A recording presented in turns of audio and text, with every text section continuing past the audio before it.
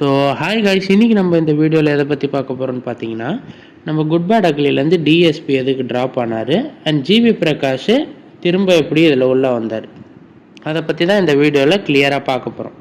So DSP இப்போ நிறைய பேர் சொன்ன விமர்சனம் என்ன அப்படின்னு பார்த்தீங்கன்னா, டிஎஸ்பி கங்குவா படத்தில் போட்ட மியூசிக் அந்த அளவுக்கு ஒர்க் ஆகலை. ஸோ அந்த அளவுக்கு அவருக்கு மியூசிக்கு இந்த படத்துக்கு செட் ஆகாது, அந்த மாதிரி மியூசிக்லாம். அதனால் இந்த படத்துக்கு டிஎஸ்பி வேணாம், அதனால தான் ஜிவி பிரகாஷை நாங்கள் உள்ளே வச்சுக்கிட்டோம் அப்படின்னு நிறைய பேர் சொல்கிறாங்க. பட் ஆக்சுவல் ரீசன் என்ன அப்படின்னா, ஆதிக் ரவிச்சந்திரனோட மூவி அவர் ஜிவி பிரகாஷை வச்சு தான் எடுத்தார். ஸோ இப்போ வரைக்குமே ஆதிக் ரவிச்சந்திரன் எடுத்த 3 மூவிஸுக்குமே ஜிவி பிரகாஷ் தான் மியூசிக் போட்டிருக்காரு.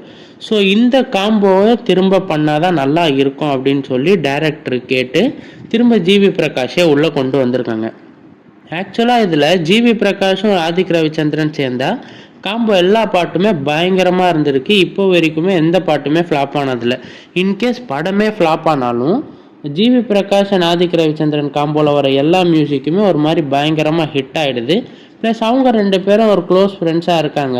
அவங்க 2 பேருக்கும் நல்ல பாண்டிங் இருக்கிறதுனால திரும்ப அவங்க 2 பேரே பண்ணுறதா தான் நியூஸு. இதனால தான் நம்ம டிஎஸ்பி சார் குட் பேட் அக்லின்ற படத்துலேருந்து ட்ராப் அவுட் ஆகிட்டார்.